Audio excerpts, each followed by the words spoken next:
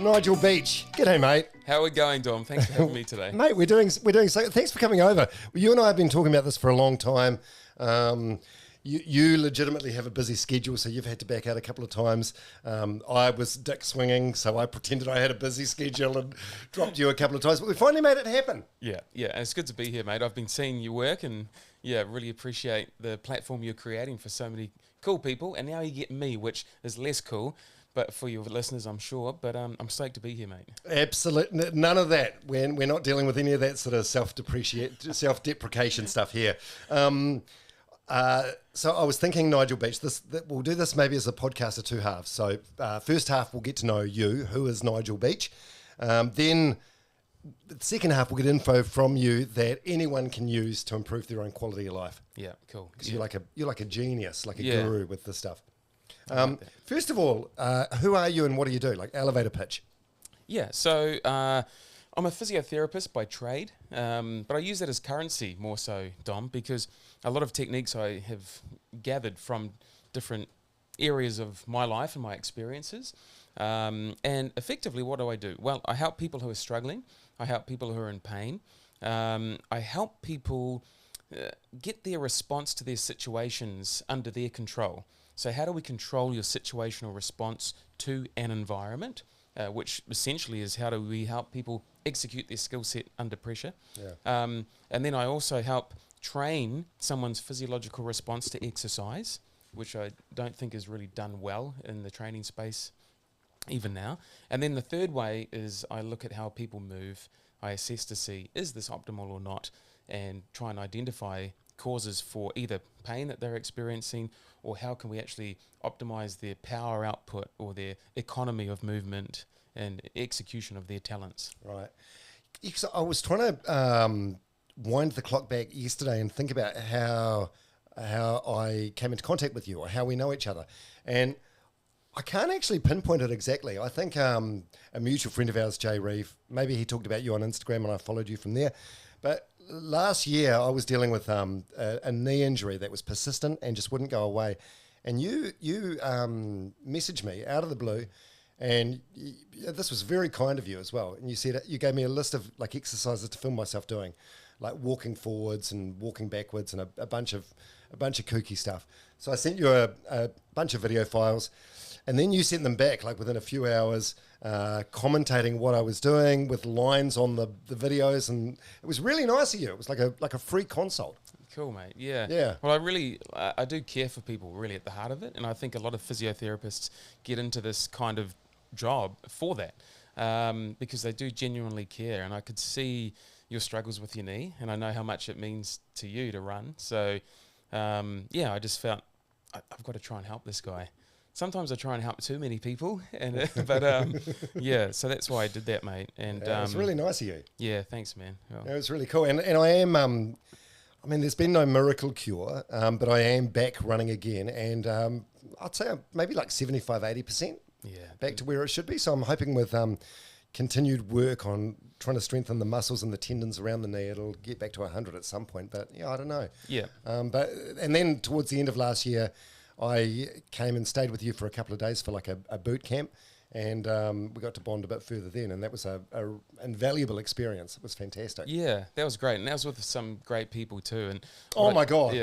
Yeah, so that was with Sarah Hiddeny, who's an Olympic gold medalist in the sevens, and she's also won the Rugby World Cup, and Jack Goodhue, All Black and six-time Super Rugby winner with the Crusaders. And so I'm from a media background, and in my sort of circles, I'm considered a bit of an exercise savage. Because, the bar is very low in media. You know what I mean? Yeah. So they're like, whoa, Dom runs 30 Ks on a Friday. What a machine. And then suddenly I'm at your place hanging out with these high-performance people, and I'm just a piece of shit. I was so out of my depth. It was a fascinating, eye-opening experience for a couple of days, just seeing the level these sort of people operate on. Yeah, and when I do my performance intensives, which range from 2 days to 5 days, down in Mount Maunganui where I live, I try and bring together people from different backgrounds because you can learn so much from different experiences that people have had. So it's good to bring someone who's out of the sporting arena in, and we all learn from each other's stories and experiences. Yeah, I thought I was going to have. I thought I was going to have a miserable couple of days. I thought I knew you're a big fan of saunas and ice baths, and I wasn't. I was dreading the ice bath, but it turns out that was fine. But I thought, he's going to have me on like plant-based food, or it's going to be no alcohol. But you love steak, you love the barbecue, you love a good red wine, and I thought this is my sort of guy. Balance. Yeah, absolutely. I cook over fire whenever I cook, which is about 3-4 nights a week, because there's something good for the soul about cooking over fire. Terrible for the neighbours who get to smell all my charcoal burning, I'm sure. But and then red wine, like it's sort of the oldest form of artisanal alcohol making. So there's a real story behind that. I do enjoy my red wine as well. So how did you blow up initially? When did that? Is there an exact moment that you can pinpoint, sort of like a tipping point for Nigel Beach? Sort of. So what got me into all of the sort of different teams that I've worked with and all of that? Do you mean Well, I mean, you've got in terms of like a physiotherapist. You describe yourself as a humble physiotherapist, and there's not many physiotherapists that have. How many Instagram followers have you got? Like 8,000? Yeah, something like that. I think. I feel like your name is quite well known. I'm just wondering if there was a moment where it felt for you like there was a breakthrough. Not really. See, I had a decade in London, so I was working over there for a long time. I came back and then, I looked to start something here in Auckland, but I soon worked out actually I'd rather be in Mount Maunganui. So we moved down there and set up shop down there, just started a clinic there from nothing. And I just pitched up to one of the lowest ranked football teams in the town, said, hey, would you like a physio? And they're like, whoa, what? Your resume is, you've done all these things with different teams. It's too good for us. And I said, no, we're just about, helping people out. And then, so that's where I started my clinic from. That's really what generated my clinic. And then, I think just word of mouth, it just progressively grew. And then, I just think I only started Instagram a couple of years ago. Oh. And, I'm 46, so I wasn't in that sort of mode, Mate, we're both boomers. Yeah, so it didn't come easy. I was still sending faxes to people. So I think it was just progressive. And then I just started working with really cool people who had large followings, and then they gave testimony, like Art Green, for example, and Logan Dodds, Danny Robinson, and then their followers were attracted to some of this work that I was doing because there really wasn't anyone in that space for them to learn from, I guess. Yeah.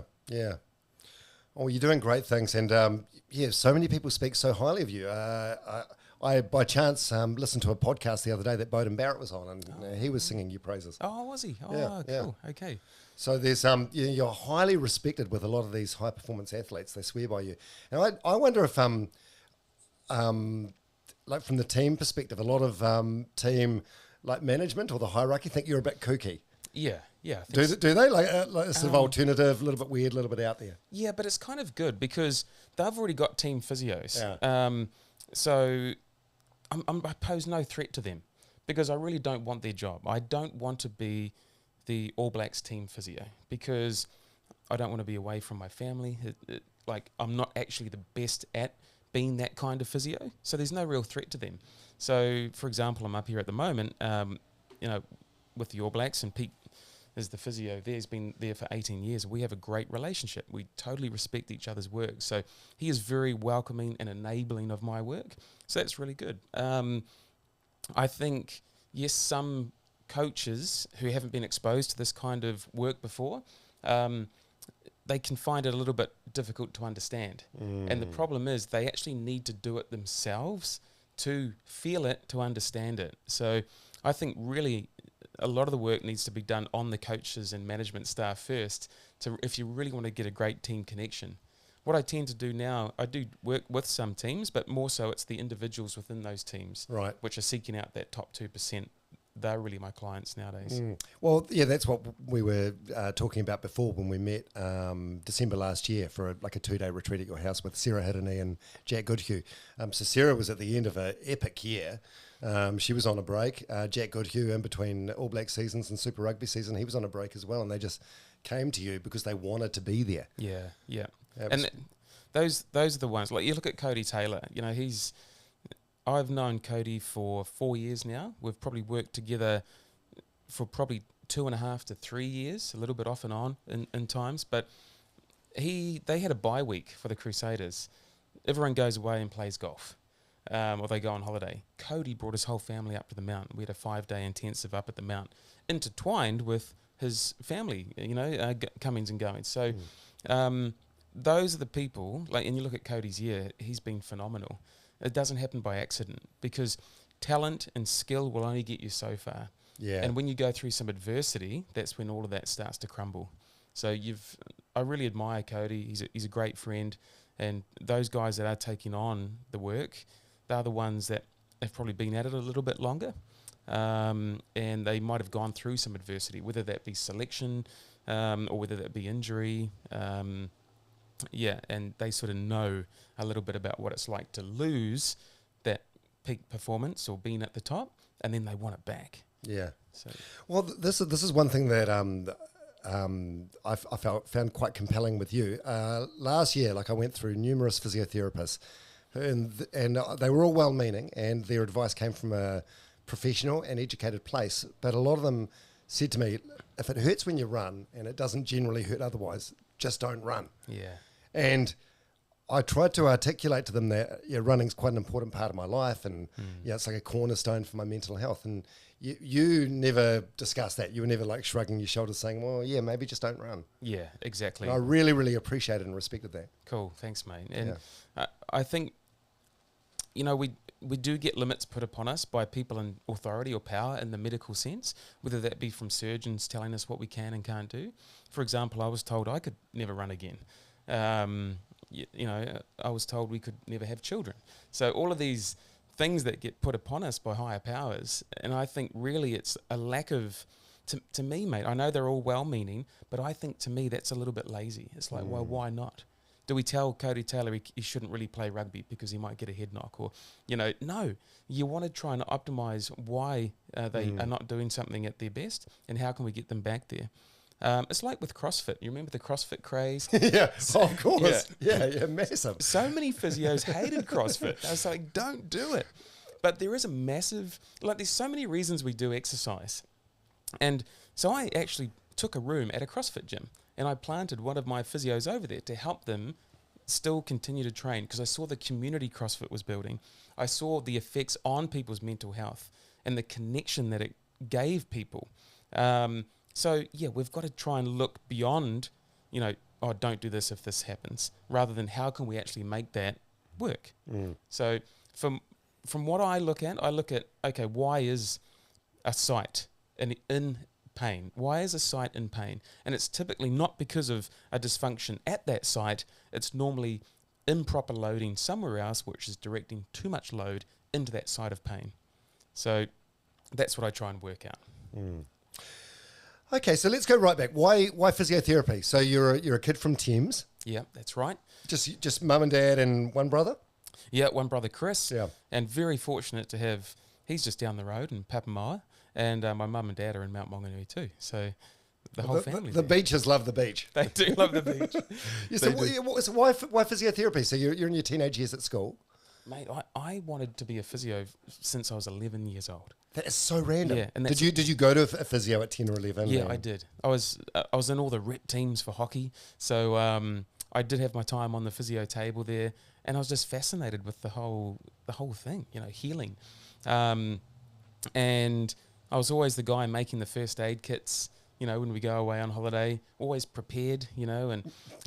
family holidays. Yeah, exactly. As a kid. Yeah, man. What do you mean? You know those Griffin sampler tins? Yeah. I'd always pack probably nothing useful, but Band-Aids or a needle or to get out a splinter or things like that. Why didn't you become like a nurse or a paramedic? Yeah, maybe I should have done that. But I think it was the physio side of it which I was drawn to because of my own experiences with physio. So I went... and from the age of 11, and that's all I ever wanted to be, mate. All of my, essays and assignments that had my own free choice through either intermediate or high school was done on what is physiotherapy or homeopathy. I remember I did an assignment on. And then not only that, I went and spent time with physios in practice. and not just in private practice, but in orthopedics at hospital, or with post-op in hospital. So maybe different facets of physio just to try and learn it. Right. Yeah. Okay, so you study physio. What's involved there? How many years? It's 4 years. 4 years, right. 4-year degree. And then I came out of that degree, and then I thought, well, I don't know anything. So then, much to my, my parents' eyebrows being raised because they funded me through these next courses. I went and did all the courses I could do on physiotherapy, and then I went and did a postgrad in sports physiotherapy. So that took another 2 years. So I got, and that thirst for knowledge has continued. I've spent so much money on courses and learning. And now I'm 24 years in, and I still keep that. I still maintain a constant thirst for knowledge and learning. So came out of the postgrad, I had some great mentors here. I missed out on the New Zealand Sevens job as their physiotherapist. So I thought, right, I'll go overseas, the old big OE. And who was that? Was that when Gordon Titchens was still the coach of the Sevens? Yeah, right. He was the coach. What year was this? What are we talking? That would have been like early 2000s? Yeah, maybe that might have been 2001 maybe. Right. Wow, that would have been a hell of a team. Yeah. Christian Cullen, Jonah Lomu. Well, all the superstars. It was really good. It was a really interesting experience to interview. I think who was there? Was Doc Mayhew there? Kevin McCoyd was a physio at the time, and Gordon Titchens. Yeah. Yeah, Gordon Titchens, very effective coaching style, but I feel like in under the 2023 lens, he'd probably be called a bully or I don't know. Yeah. I don't think his coaching style would translate well now, but so effective. Yeah. Well, he really. Well, I think he was really one of the first coaches. I've never experienced his coaching or seen into it, but just from talking to some of the players who played under him, he was big around fitness, wasn't he? Massive. Famous for getting these guys that were superstars of the game, like vomiting or almost crying on the first day of his, pre-season boot camp or whatever. Yeah. Just drilled them so hard. But they were the along with Fiji, like the best team around at the time. Yeah, they were. And they also had that ability to win when they were down in the last 2 minutes, which is what fitness really does, doesn't it? It gives you the opportunity to come from behind and be good in the last 2 minutes when the other guys are flagging. Yeah. Okay, so you're quite young in your career at that point, so you miss out on that job. Then what? Then you throw your toys and go overseas. No, I didn't really. They gave very good praise and complimented me on the interview, and it was a good friend of mine that actually got the role. So I don't really think I wasn't upset about that. I just thought, right, what next? By the way, I was kidding about that. I've spent quite a bit of time with you, and I've never seen you you don't get upset about anything. Yeah, I've never seen you raise your voice, even when you're at your house and your kids are being tyrants. You never raise your voice. Yeah. You're always a very, very measured and calm guy. Thanks, mate. I think that comes from my upbringing. Yeah. I never saw my parents scrap at all. Never heard my dad raise his voice. Wow. Yeah, so I really do value my upbringing to a lot of my success, if you call it that, or perseverance and discipline, dedication to my work, and also love for people, really, based on my parents. So then I thought, right, I'll go overseas. I'll go and do my OE. I had a large friend group up here, and they were all going overseas, travelling. So my best friend, he was keen to go as well, so we went together and did the typical Southeast Asia, over to Turkey for Anzac Day, and then up into London, and then onwards from there. And it was sort of in the boom time there. The economy was good. I had really good qualifications. If you had a post-grad qualification in London, you did really well. You could step into any job you wanted. So then I would sort of work for 4 to 6 months and then travel for 4 to 6 months too. So it was a great way to see the world. Oh, how good. And how did you meet your wife? Yeah, so we met in London. Yeah. Jess is a radiographer. She's an absolute cracker. And we met there. She was coming back I think she was going to Australia. She was born in Australia. And then she decided to stay, convinced her to stay for a couple of months. We got to know each other more, and then I thought, I'm ready to come home now too. So, so we met over there. Yeah, I bring her up because I think she's worthy of a mention because you have all sorts of people traipsing through your house every day of the week, and she's so hospitable and so nice, and your kids are so great with everybody as well. So Yeah. you mentioned before something about fertility issues. Yeah. What was that? Or was that on your side or her side? That was on her side Right. in the sense of she really struggled with endometriosis Okay. for a long time, since about 16 years old. And she had 5 surgeries to try and remove this endometriosis, which is basically these endometrial cells should grow inside the uterus, and those cells are responsible for releasing blood in the menstrual cycle. In endometriosis, those cells grow outside of the uterus. So it can be very painful, very disabling. It can cause adhesions, all sorts of issues. It's a terrible problem that we really need to try and tackle better than what we are now. And yeah, I remember she had her 5th surgery, and they opened her up and just closed her up. And I remember when the surgeon came into the room and just said, "I'm really sorry, honey, but you cannot have children." And for a guy that's gotten everything he's ever wanted in life through perseverance, discipline, and all of that. Yeah. I was like, wow, that was the first thing that was taken totally out of my control, mate. And then, of course, you ask, well, what can we do? And anyone who's got endometriosis would be able to, be sympathetic to hearing that you can't do anything, or maybe go on a vegan diet, or maybe, these kind of, there's nothing really that you can do about it. We weren't even really told what it was. So if you don't know what it is, how can you overcome it? You don't really know the physiology of it. But hey, there's a great story at the end of it. We've got our beautiful family now, and 2 kids. Yeah, so I think language is really important, and I think optimism is perhaps lacking in some medical spaces. I think you got to give people confidence. Yeah, and I mean, completely different, but like we were talking before with my knee, I think some of the physios I went to see sort of underestimated my will and desire to be running again. Yeah.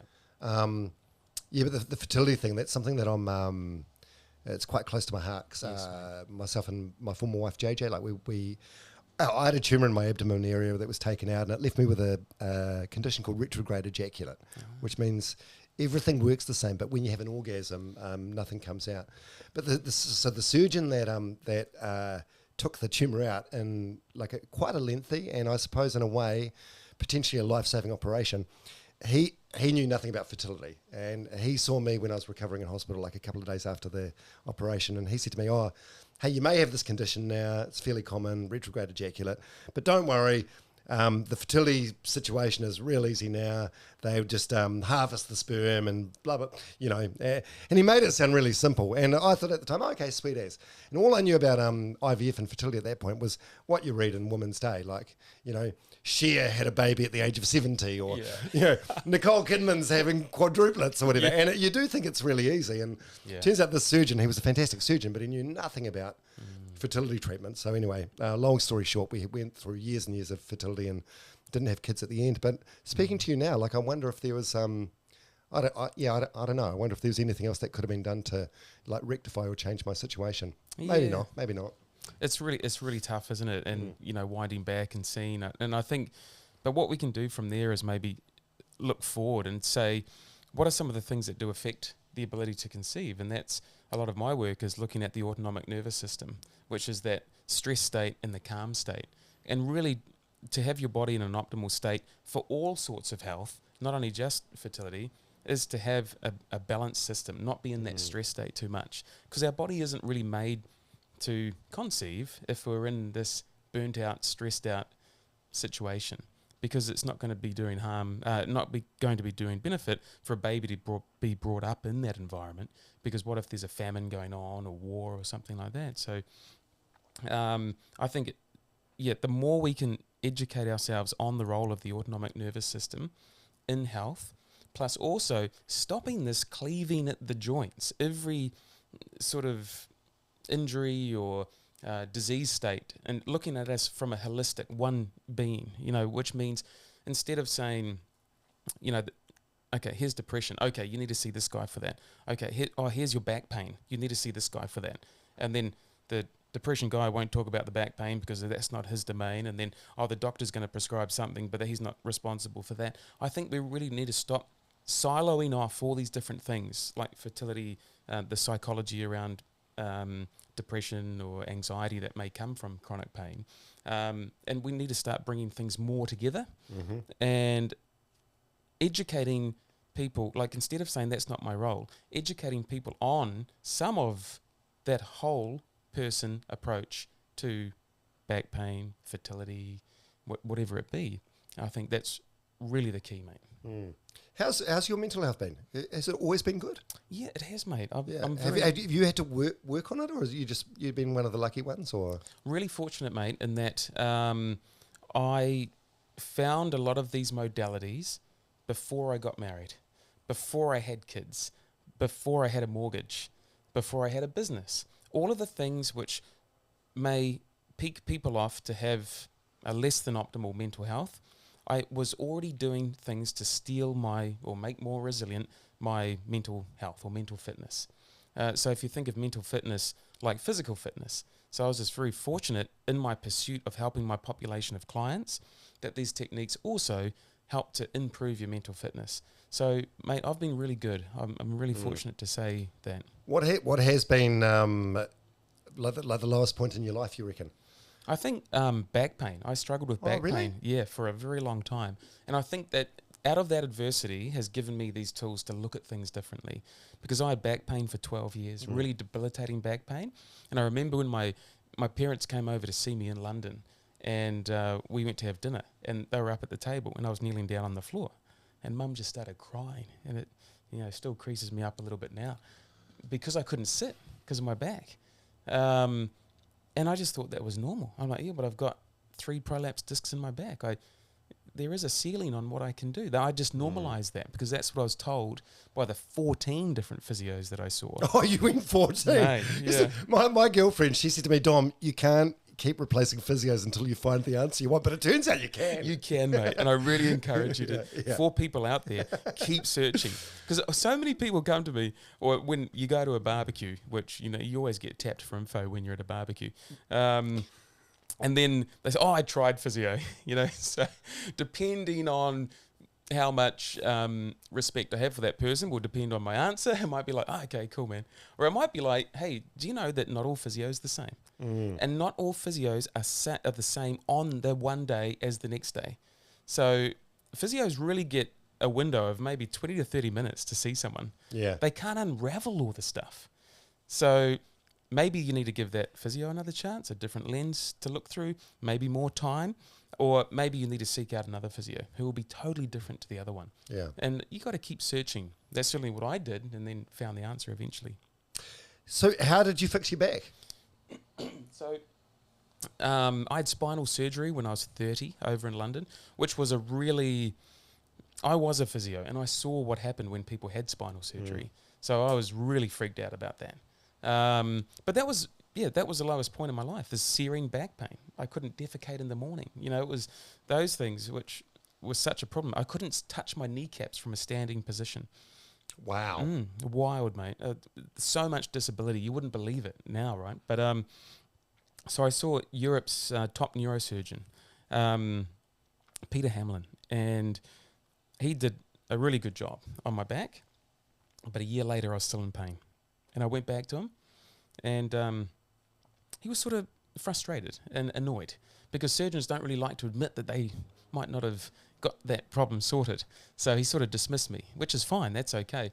But it made me, now my good friend Jimmy Hunt will call this radical ownership, but it made me have a moment of radical ownership, realising no one's going to fix this. It's up to me now. And that's when I looked outside the box of physiotherapy to basically come up with a program that alleviated my back pain. Radical ownership. I like that. I've never heard that phrase. Jimmy Hunt, by the way, for anyone that doesn't know, he's like a mental health advocate. He's written a book about, didn't he raft down the Waikato River? He did. He liloed. And walked the length of the country as well. He did. Yeah, he's the world's largest water slide. He's an amazing guy. So worth googling and doing some research on him. Yeah, and he's got numerous books out. but he also just genuinely cares for people. Yeah. And you can hit him up and he will try and help you. Yeah. But that radical ownership, that comes from a position of, yes, things aren't fair in life, things aren't just. Whatever it took to get you into this state, it might be totally unfair. But it's how you come out of it, and that's 100% your responsibility. Do you think with mental health there's some people that that with, say, clinical depression need to be medicated, or do you think that for most people, like 99% of people, there's an alternative way?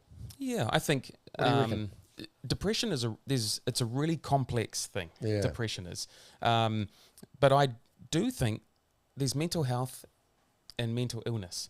Yeah, well, this is one thing that really irks me. Like someone will say, "Oh yeah, no, he's not well. He's got mental health." But it's like everyone has physical health and everyone has mental health.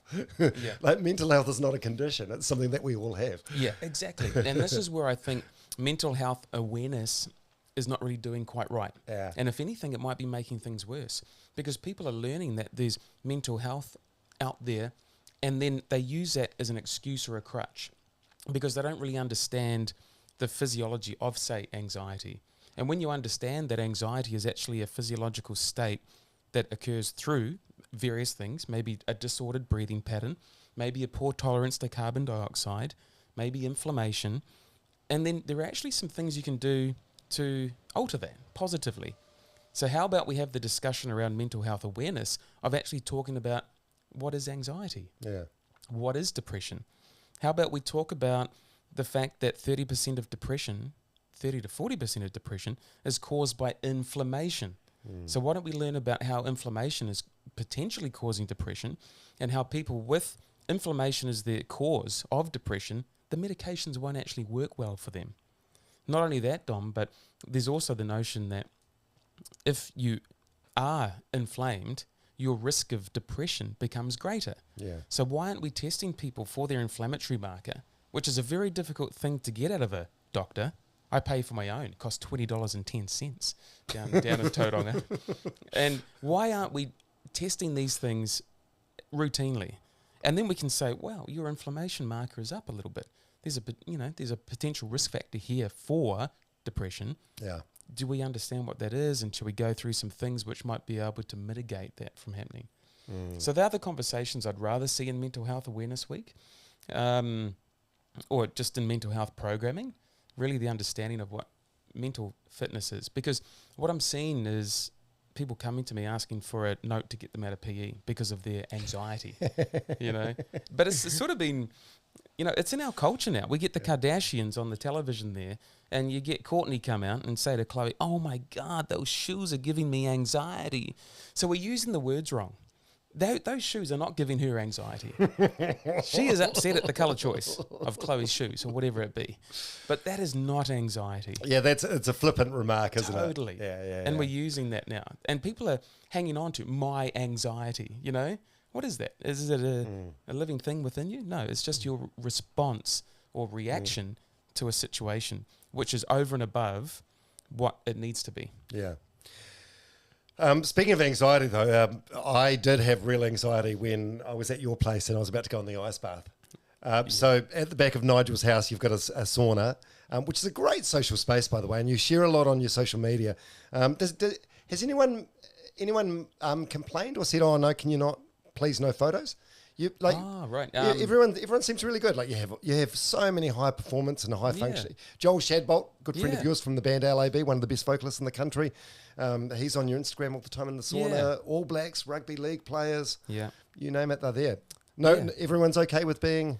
Yeah, they are. Yeah. Yeah. They I mean, I was happy when I was there because I was flanked between an All Black and one of the greatest female rugby players. Yeah, that's right. and the conversations are so good. Yeah. And honestly, what's happened on that sauna bench has really launched some careers. So Josiah Natsky, who we had a great performance group there. We did, I think it was 4 days. We had Marcus Armstrong, who's an IndyCar racer now. Josiah Natsky, he races for Kawasaki over in North America, professional motocross rider. We had Nick Mowbray from Zuru. Oh, yep. Yeah, he's a great guy. Jay Reeve was there. Anton Leonard Brown. So, man, what a pool of experience and advice. And it was in the sauna that Josiah, Anton Leonard Brown and Sarah Hiddeny, they asked him, where's he going with his career? And Josiah said, oh, yeah, I really want to race at America. And Anton, he was pretty tough. He said, well, you're not in America. You need to be in America if you want to race in America. So he really challenged his process of Josiah was just sort of cruising through with this notion in his head that was his goal. But he didn't have any steps to enable him to reach that goal. Right. So in that sauna, mate, that was the moment that triggered he bought flights to the States that week. I love that so much about that space that you've created in your sauna. It's like it is like an exchanging of ideas. Yeah. I had very little to bring when when I was in the sauna, but I was just like taking it all in and absorbing it. It was great. So when did you get into the whole hot cold thing? Because this has become, I suppose, like a cornerstone of what you're about, but it's nothing necessarily to do with physiotherapy, is it? No, not really. No. But it kind of is. It's what it should be, because I was seeing this population of clients who are struggling with chronic pain. I typically see people that have had pain for a long time. I don't see the rugby guys that have had a bump or a bruise on the weekend or the sprained ankles going up the mount. I don't see that stuff. You're better off seeing someone down the road who can handle that. I tend to see people who are struggling, that have failed common treatment approaches. And I knew that there was a role in their pain and their condition of the autonomic nervous system, which is made up of the parasympathetic and the sympathetic. So rest and digest, flight, fight and freeze, calm, stress. And I knew there was a role, but we didn't know that we could influence it. We thought it was unconsciously beyond our control. And that's what science said in the books. And then in 2013, Wim Hof did a study at the Rabond University in the Netherlands where he was injected with E. coli, an endotoxin which should have triggered off this huge immune response. He defeated the E. coli within 15 minutes.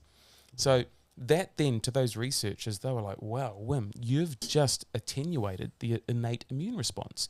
That cannot be controlled, you've controlled it. You're amazing. And Wim, being Wim, said, I'm not amazing.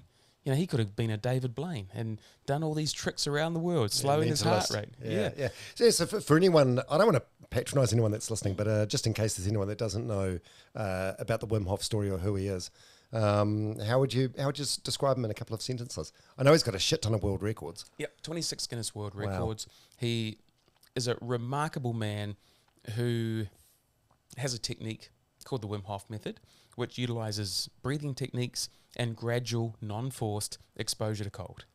An awful backstory, right, with his wife. Yeah, and when you think about why did Wim get into this? Well, his wife committed suicide, and he was left with four children between the age of 5 and 11 to bring up. So his real mission, he wanted to end depression. So she had depression, and she committed suicide. And he had his own grief to go through as well. So that was his very noble cause for seeking out how to help the world. And he's just a massive, his spirit is phenomenal. If you could watch a documentary on him, I think, and if it was just one, I would say the Goop Lab. No, I would agree with Gwyneth Paltrow. You've seen that? Yeah, it's a good bite-sized entry into the world of Wim Hof. Yeah, and it comes from a bit more of a feminine angle rather than some of the, people that he was on Joe Rogan's podcast. So then you got a lot of macho male men attracted to his techniques and methods, and they were sort of telling the story from but I think Gwyneth's show brings it down to more of that more feminine style, which I really like. So you're not just a student of his though. You and him are sort of like mates, right? Yeah. He stays at your house and so we're very good friends, good confidants. Massive respect. How did that happen?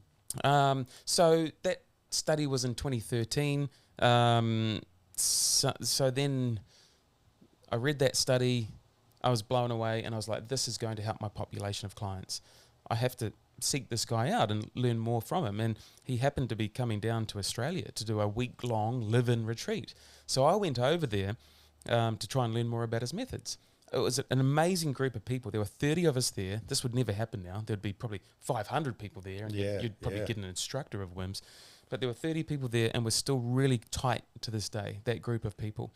And there was no one there really going to learn about his method to deploy it in a clinical setting.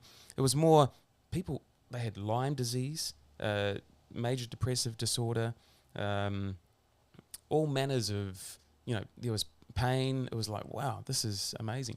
But all of these people were sort of seeking out that top 2%. You know, these were real successful people in business, but they might have been suffering with burnout, or successful people in whatever they were trying to do in life. So amazing group of people. So I went and had a week with him, just connected. And yeah, we became really good friends. I helped him articulate some of the science that I was seeing from what I thought was occurring during the Wim Hof method.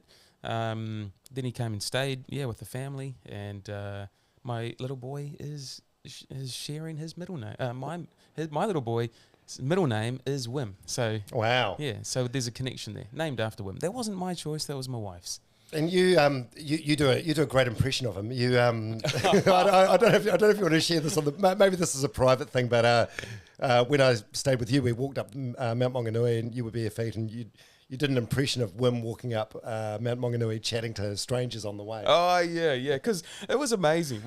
Because Wim was staying, and we were going up the mount, and it was always a bit of a bugbear of mine when you go up the mount that people wouldn't say hello, and I like saying hello to people. You're both out there doing the same thing at the same time, and it's kind of a cool connection. I agree. I'm like that with running. It is. I wave at everybody.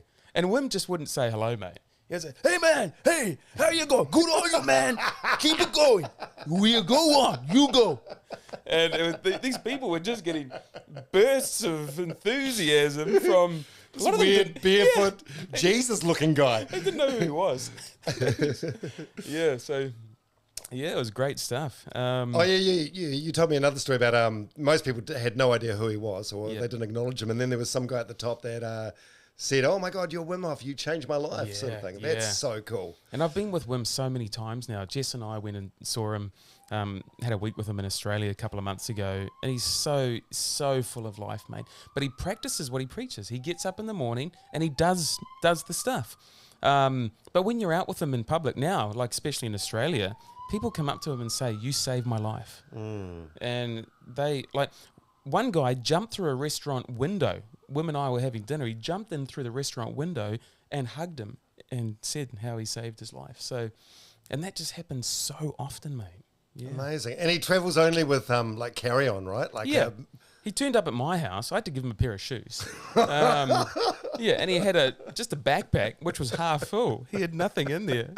So, mate, he's the gypsy traveller. Yeah. Because I listened to an audiobook of his a few years ago, and there's a mantra in there: a cold shower a day keeps the doctor away.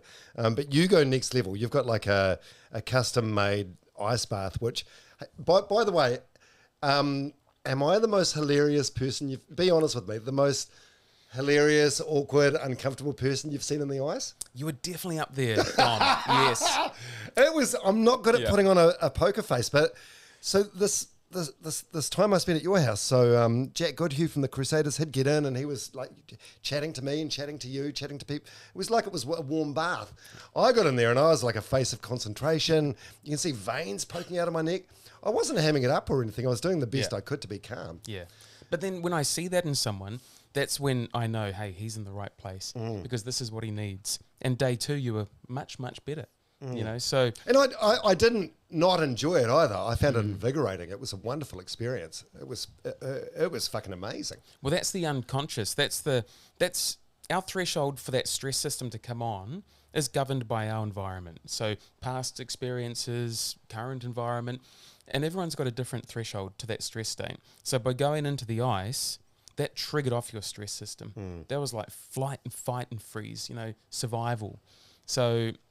people like Jack and, I jumped out of my first cold shower after 10 seconds. I thought, F this. No way, man. But, Is that a good way for people to start? So I must admit, so you're in my house at the moment. It's an apartment. I could probably get a sauna put in a closet somewhere, but I don't really have room for an ice bath. So I've been doing, I'll have a shower in the morning and then for the last minute, I'll put it on cold and stand there. And the first couple of times you do it, you're hyperventilating. And then it gets easier and easier. And now... I wouldn't say I look forward to it, but it's a nice feeling when you get out. Yeah. If you think about what's the low-hanging fruit, what is the non-negotiable? Cold shower at the end of your daily warm shower. Non-negotiable. Because for 30 seconds, there is no one who can come up with an excuse which could derail you from that constant practice. So that's what I do personally. Every day, non-negotiable, a cold shower at the end of my warm. And if people just start with that, because then they're achieving something, and that is going to have a therapeutic benefit. And then you're going to see a proliferation of spaces around Auckland coming up over the next few years with proper sauna, proper cold plunge. And then there will be a community aspect to this. Like, I'm sure that people in Finland would be thinking, wow, there's a guy talking about sauna and cold plunging on a podcast. You know, it's just their culture. It's their life. It's what they do. And because it feels like it was, I don't know, I remember vaguely, like growing up being real little, like in the 1970s or 1980s, and saunas became like a thing. And it feels like it's sort of fashionable again. But do you think it's like a phase at the moment, or it's going to be here to stay? Yeah, I think it's fashionable now because of the understanding around how it works. Okay. And the big thing with sauna, there was a 20-year observational study, which is huge, observing people over 20 years and to see what the effects are of saunaing in Finland, done by a cardiologist called Dr. Jari Laukkanen in Finland, observing 2,340 men over a space of 20 years to see how it influences their health. And that study was amazing because it came out that if you saunaed 4+ times a week, your risk of death from any cause went down 40%. Your risk of cardiovascular related death went down 50%. And I think it's those kinds of numbers that have gotten people to say, hey, I want some of that now. So instead of us not really knowing what sauna was, thinking it was some kind of Scandinavian or Russian kind of practice that they would do, but not knowing the reason behind it. And I've spoken to many Scandinavians, an Estonian sauna master, who we had a great chat in a sauna. He knew nothing about the health benefits of sauna. He just knew it made him feel great, but he knew a lot about the cultural aspect of sauna, which we had a great chat about. But I think that's why you're seeing this uptick. People like Dr. Rhonda Patrick that are coming out explaining the benefits of sauna. People like Andrew Huberman coming out explaining the benefits of sauna. Lex Friedman, Joe Rogan, all that circuit, they're all massive on it. Does it matter if it's infrared? Yeah, so you will get some benefit from infrared, but you get a lot more benefit from traditional, authentic Finnish sauna.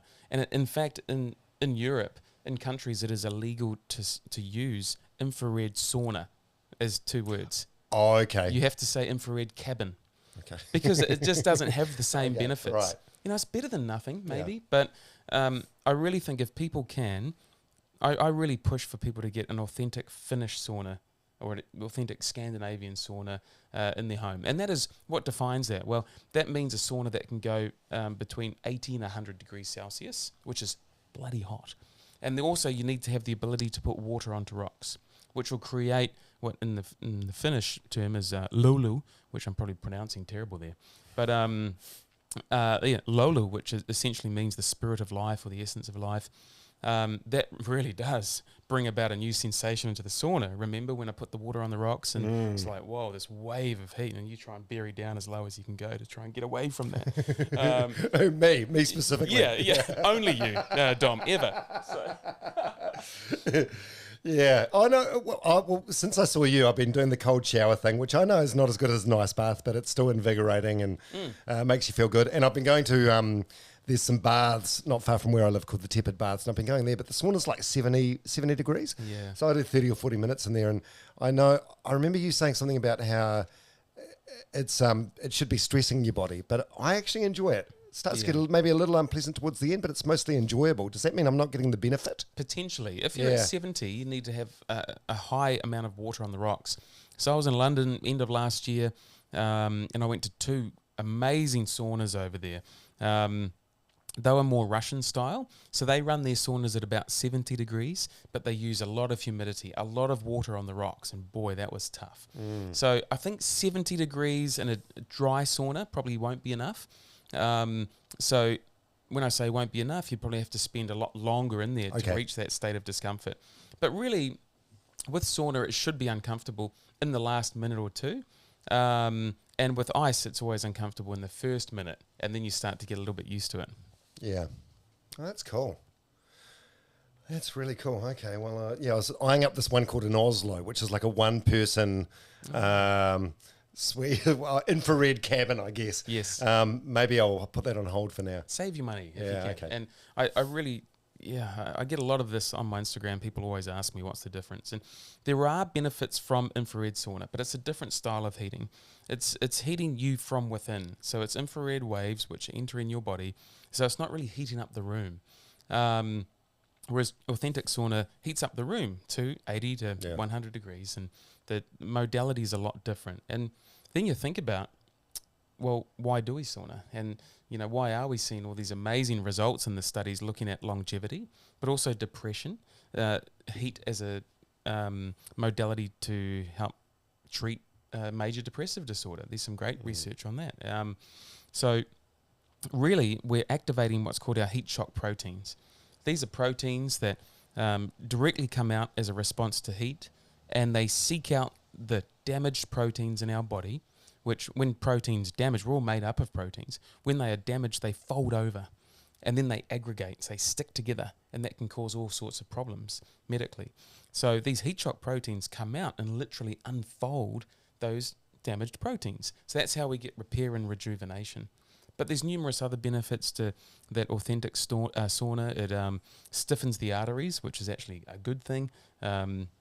It helps our blood pressure. It mimics moderate cardiovascular exercise. It's really like a workout.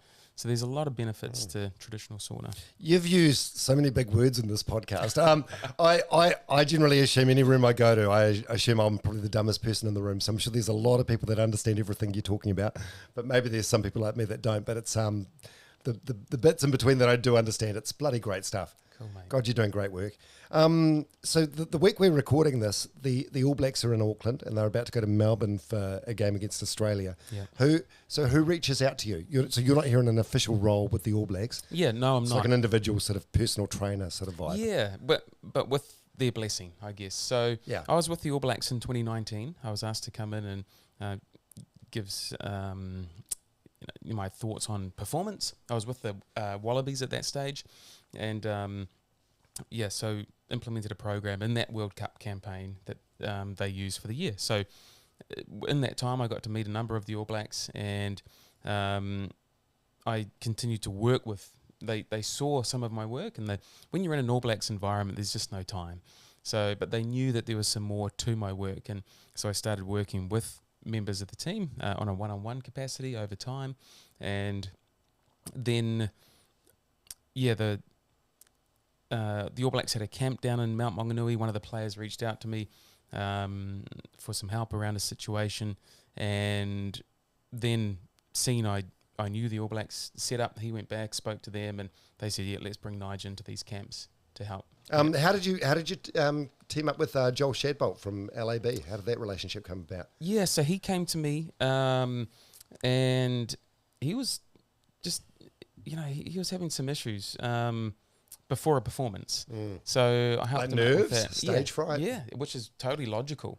When you go out in front of, 30,000 people, and you have to execute a skill set and give to that crowd and lift them up and do all of those things. It's logical that your body will start to corrupt your skill set and start to put you into this state of maybe panic or agitation, so I started working with Joel back then, we just continue on because it's been a really good relationship, and there's still some techniques and modalities that Joel uses, before a performance or on tour, especially because that's really rigorous. But he's noticed massive changes, and he's great. So he comes for the catch-ups. We were working together for 3 years, saunaing, doing all the stuff before we actually had a drink. So that was, he loved it because it was like every time people want to catch up with him, it's always around alcohol. And it was only about 6 weeks ago, he's like, "Mate, do you want a whiskey on the deck?" And we did. And he's like, "This is the first time we've actually had alcohol." So I think sauna is great because you don't need to have something in your hand. Actually, I was going to say, just when you were midway through that sentence, that environment of being in your sauna with a bunch of other people, it is kind of like sitting around in the evening having a drink with people on the deck. Yes, like the sort of conversations that go on. I don't know, it just feels like a safe space or something. Totally. It is really good for that. Yeah. Totally good for that. So that's why I recommend when people get saunas, get bigger than what you think you'll need because then you can invite people around. And it's quite a social thing. Totally.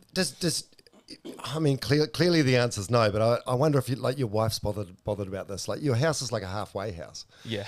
Granted, it's a very, very upmarket halfway house. It's like a who's who of New Zealand sports and entertainment, but there's people traipsing through all the time. She's getting towels out for people like me that forget to bring their own. Yeah. She all good with it? Yeah, she is. She's very welcoming, and she's amazing, mate. She totally is. So, very welcoming of the people, and she knows the mission. Yeah. So, she loves it. Yeah. She's very shy. Like she'll like be like, oh, I won't go in when you're in there, or But then I'm like, no, come on in. But it's great. She doesn't know half them because she's not really in that space. It's quite funny. She asked one of the All Blacks, "What do you do?" And I play rugby. Oh, who do you play for? So it's that kind It's quite endearing. Eh? Yeah, exactly. It's quite good. And so you've got two kids. Marnie's your daughter. Yep, How old is she? She's 8. And Henley. Henley, that's right. Henley. So when we were there last year, your daughter Marnie, she kept on writing me up like citation tickets for swearing. Yeah, mate. Jack Good, she's clearly got a type, and it's gonna be big rugby players because Jack Goodhue, he didn't get any citations. Yeah, well, he got a free pass on a lot of things. I don't know if he transgressed as much as you, Dom. Yeah, so. Oh, they're great. Yeah, well, yeah, she used to, if you said the word bloody, she'd get her book out. Yeah. Write you a little note. That's awesome. Should we end with a couple of sort of, I was going to say quick fire, but they don't actually have to be quick fire, but just some questions that I think can provide some information that can help anyone that's listening to this. Yeah, that would be good. First of all, one thing I've noticed, and some people, I suppose, depending on the quality of the headphones they're listening with, would have noticed, you're a nasal breather. Like yes. Quite often you'll stop at the end of a sentence and inhale through the nose and speak again.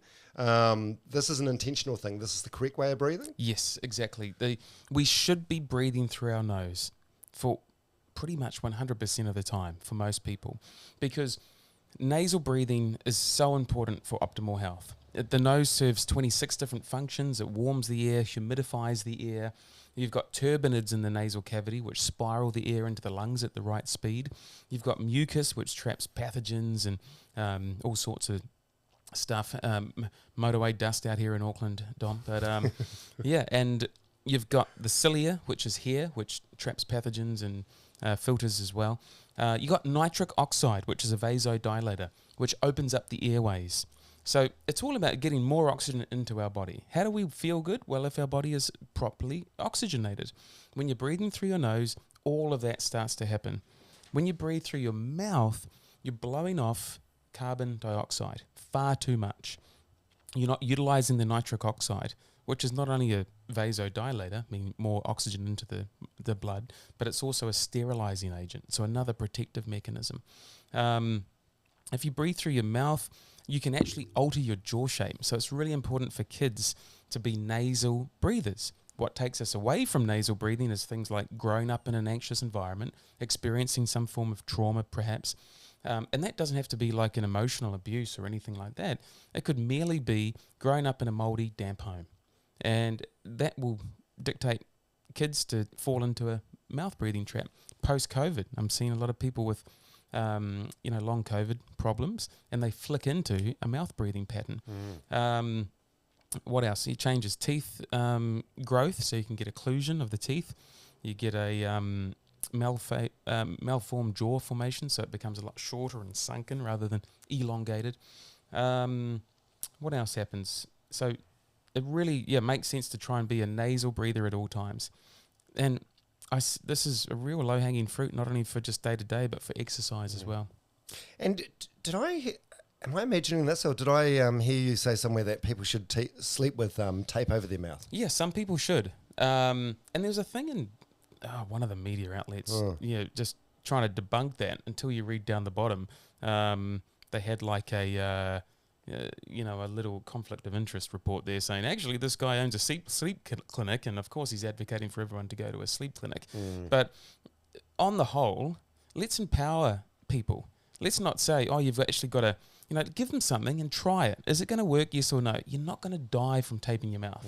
And if How do we tape it? Because the last thing I want is anyone to is it like a little strip covering the lips? yeah, Or all it is, and of course you use some logic. If you're full with a cold, if you can't breathe very well through your nose to start with, you wouldn't maybe tape it. But if you do die, hey, come back and see us, and then we'll give you a refund. Or haunt Nigel.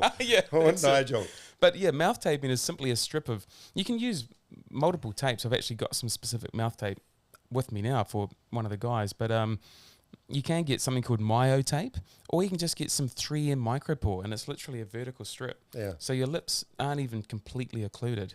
And I think if people just try, even if they don't tape through the night, they might just tape their mouth for the hour before bed and see, does this bring about some change? Because if you tape your mouth at night, and if it's going to work for you, you'll wake up feeling massively more refreshed. Yeah. That's how you know if it's working.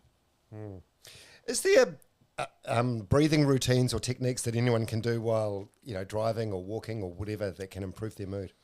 I know Wim Hof, like before the ice water stuff, it's generally rooted in sort of a breathing technique, isn't it? Yeah, but with Wim's breathing, definitely keep that away from water, because Wim's breathing technique is very strong and powerful. It's a controlled hyperventilation technique. I actually don't teach that in my clinic. So there's other forms of breathing you can do which can bring about a better change within you, I think, for the general population, and that is to shut their mouth and breathe through their nose. That's a key. Okay. And then on my Instagram, I've actually done a video of my 5-minute anti-agitation breathing, and I get so many comments about that. And that's just the tile where it's my head holding up 4 fingers.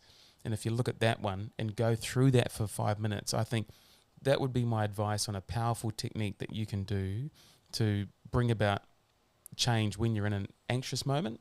It brings about a real sense of calm. How far down on your Instagram is that? Or it's a little bit. You need to learn how to pin posts. Yeah, maybe I should pin that. Yeah, and you do should I just pin that at the top. I'll pin it for 2 months or something, and then people, the listeners can check it out. Sounds good. I've heard you say in a podcast that the gut is the second brain. Can you explain what that means? Yeah, I think I don't want to get too in the weeds on that because there are some other things that we can do which can influence the gut. For example, the vagus nerve goes all the way from the neck down into the gut. The vagus nerve is directly related to your autonomic nervous system. So if you can bring about some equilibrium into that stress and calm state, your gut is going to get better. What I see in people is people that come in with, say, anxiety or chronic pain, you will often find they'll have either diarrhea or constipation. So that's a neurally driven, autonomically driven problem. So sometimes people can be labelled with, say, IBS, irritable bowel syndrome, or different things. But really, I think we've got to come at it from the heart of it, which is a disequilibrium in the autonomic nervous system. So I think that's really where it comes in. Yeah. Oh, that's cool. What's your relationship with Mike Hosking and Kate Hawkesby? He talks about you quite a lot. Yeah. Have you had sessions with him? I haven't, mate. No. So you guys not bros? I thought you were like bros. No.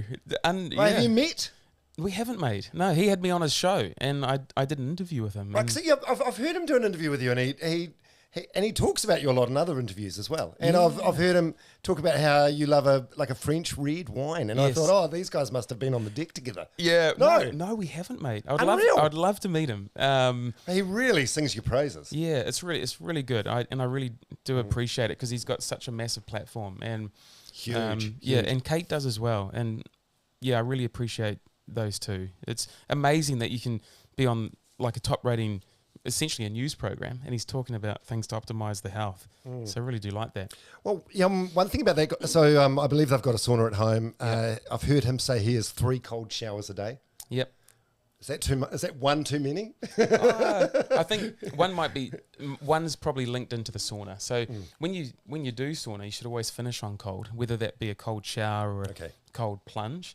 And that's probably going to make up at least one of his. And if he showers twice a day, he'll always finish on cold, which is really what you should do. I mean, whatever he's doing, it's working for him. I know.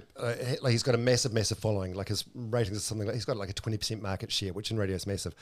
There's also a lot of people that don't like him for his beliefs or whatever, but you listen to the guy, he's upbeat, he's never sick, he's relentlessly positive and enthusiastic, and you think whatever he's doing, he's doing it right. He's very cognitively sharp, isn't he? When he's, imagine interviewing all those people with a very short moment's notice and having to be over such a range of topics.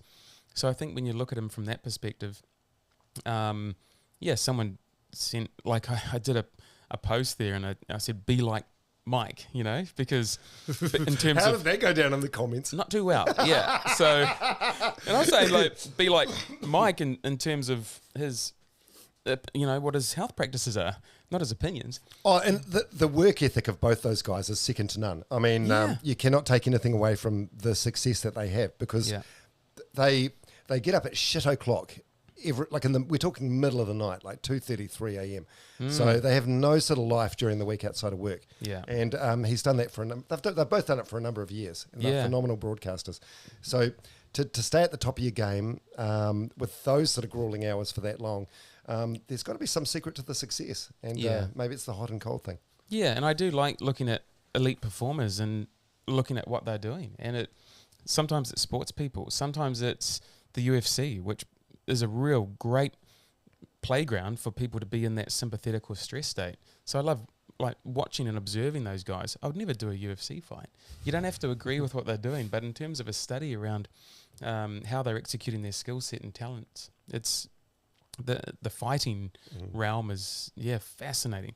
And also you look at sport, the clutch kicks, or the clutch throws in high pressure situations. Have you done much with any of the UFC guys? Who do you know?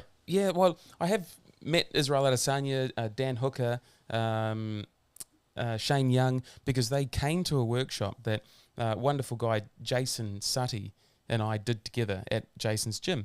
But but I don't work with them one-on-one. They are now doing some great work with a wonderful guy called Dave Wood.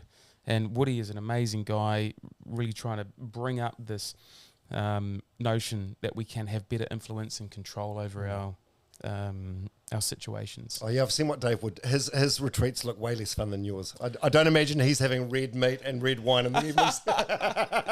Woody, he might be having a DB export or something like that. Yeah. But no, he's a top guy. Yeah. Hey, but when I was coming here, I was thinking runners podcast. What could I say to help runners, or maybe help them understand what the process is? Because so many runners, they feel great doing it, right? And that's what is driving a lot of their pursuit into running, is the feeling they get from it, right, Dom? You feel that? Absolutely.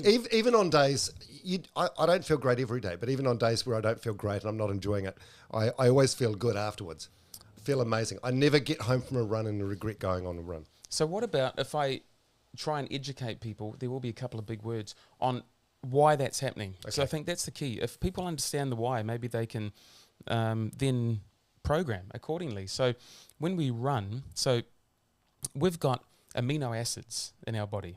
Amino acids, they aid in the repair of muscle tissue. But we've also got a substance called tryptophan.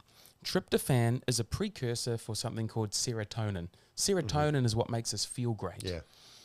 Tryptophan and amino acids travel on the same pathway to the brain. Amino acids will trump tryptophan all the time. So that means that amino acids are going up to the brain, and tryptophan cannot get on that track to get to the brain to release serotonin to make you feel good, unless you exercise. When you run, your muscles are now needing amino acids. So they come down, which frees up the track for the tryptophan to go to the brain and release serotonin. So that's why a lot of people genuinely feel happy and high, and they feel great when they go for a run. So I think if people understand the physiology around how exercise can influence our mental health, then that might be a reason for people to, hey, let's give this a go.